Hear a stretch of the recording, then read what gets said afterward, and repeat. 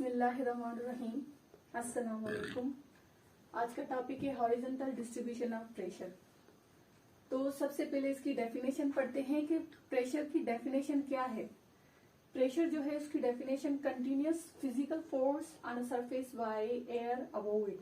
ठीक है, तो सबसे पहले जो प्रेशर है, विंड जो है, air current in air known as wind, और विंड और इसकी स्पीड बढ़ जाए तो उसको प्रेशर कहा जाता है। इसका है मिलीबार, और इंस्ट्रूमेंट क्या है, बैरोमीटर में इसको मेजर किया जाता है इसका इंस्ट्रूमेंट। सबसे प्रेशर से पहले मैं आपको विंड्स के रूल्स समझाना चाहती हूँ। अगर विंड्स के रूल्स बच्चों को समझ में आ जाए ना, तो प्रेशर ना बल्कि प्रेशर, विंड और जितने भी कुछ टॉपिक्स हैं खासतौर पे एटमॉस्फेयर के, वो सारे इंटर रिलेटेड है। अगर रूल्स ऑफ विंड समझ में आ जाए बच्चों को तो ये 3-4 जो टॉपिक्स हैं एटमॉस्फेयर के आराम से समझ में आ जाते हैं। विंड्स के रूल्स ये हैं कि सबसे पहले विंड जो है वो ट्रैवल जो करती है हाई प्रेशर से लो प्रेशर करती है, क्योंकि अब हवा जगह तो लेती है, सबको पता है, बचपन से पढ़ते हैं कि हवा एयर हैज वेट और वजन लेती है, और जहां पे होती है वहां पे वो नहीं जाती, जहां पे उसको जगह खाली मिलती है वहां पे वो ट्रैवल करती है। तो रूल नंबर 1 हवा का क्या है कि ट्रैवल जो करती है हाई प्रेशर से लो प्रेशर करती है। एक ये। दूसरा ये कि हमेशा याद रखें जो विंड्स होती हैं वो जो वार्म एयर होती है वो लाइट वेट में होती है, और कोल्ड एयर जो होती है वो हैवी होती है। दोनों में फर्क है। ठीक है, अब क्यों होती है, एग्जाम्पल से हम जो घर में पानी को स्टीम करते हैं, उसको जब रेडिएशन मिलती है हम उसको हीट अप करते हैं, तो वो पानी जो है, वाटर ड्रॉप्स जो होते हैं, हीट की वजह से वाटर वेपर्स में मुंतकिल हो जाते हैं। इसी तरह से solar insolation, incoming solar radiation जो होती है वो चाहे एवोपरेशन का प्रोसेस में वाटर ड्रॉप्स जो वाटर वेपर्स में मुंतकिल हो जाते हैं, या ट्रांसपरेशन में वाटर ड्रॉप्स जो होते हैं वाटर वेपर्स में मुंतकिल हो जाते हैं, ये सारी एवोपरेशन हवा में जब वाटर ड्रॉप्स जो है हवा में ये एवोपरेशन गर्म हवा हो जाती है, उसमें वाटर वेपर्स हो जाते हैं, तो उसमें फिर वेट नहीं रहता। Gas has no weight. तो हवा जो होती है उसमें अगर वाटर वेपर्स मुंतकिल हो जाए तो उसका वेट नहीं रहता। वो सारी गर्म हवाएं जो होती है जमीन उसको ग्रेविटी के तौर पे सक नहीं करती, वो ऊपर चली जाती हैं। तो ये रहा, वार्म एयर जो होती है ऊपर चली जाती हैं। अब ये है कि जो ठंडी हवा होती है उसमें ऑब्वियसली वेट होता है, जमीन उसको ग्रेविटी की वजह से अपने पास ही रखती है। Rule number 2।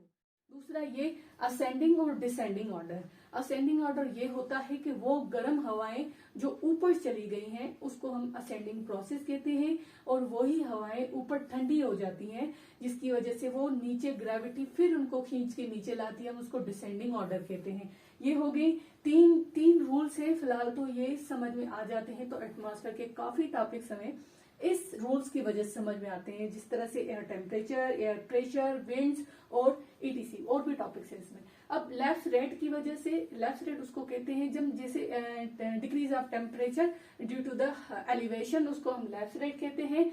ये जो हवाएं होती हैं वार्म हो जाती हैं फिर ऊपर चली जाती हैं, उसमें वेट नहीं रहता, तो ऑब्वियसली ये ऊपर चली जाएंगी। जो ऊपर जाती है तो due to the lapse rate वो ठंडी होके वो नीचे आ जाती हैं, उसको हम कहते हैं अडियाबैटिक प्रोसेस।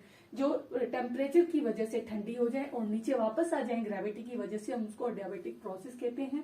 अब मैं जो अब आते हैं टॉपिक की तरफ। Pressure, horizontal distribution of pressure.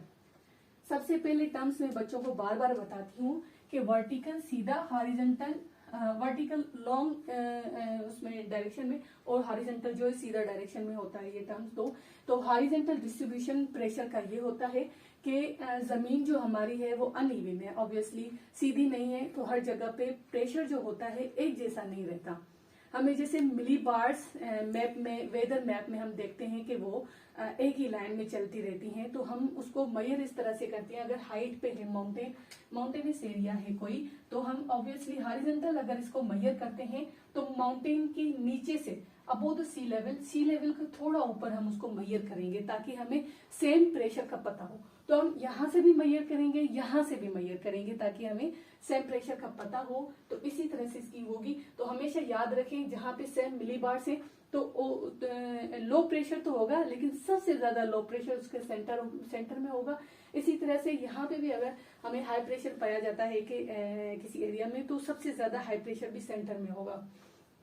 तो दूसरा ये कि एलिवेशन के हिसाब से प्रेशर जो है एक जैसा नहीं रहता। जैसे हम ऊपर जाते हैं तो ऊपर जो है ना हमें हाई प्रेशर मिलता है, क्योंकि ऊपर टेम्परेचर कम होता है और टेम्परेचर कम होता है तो हमें प्रेशर भी हाई मिलता है। ओवरऑल ये है कि हॉरिजॉन्टल डिस्ट्रीब्यूशन ऑफ प्रेशर, जैसे कि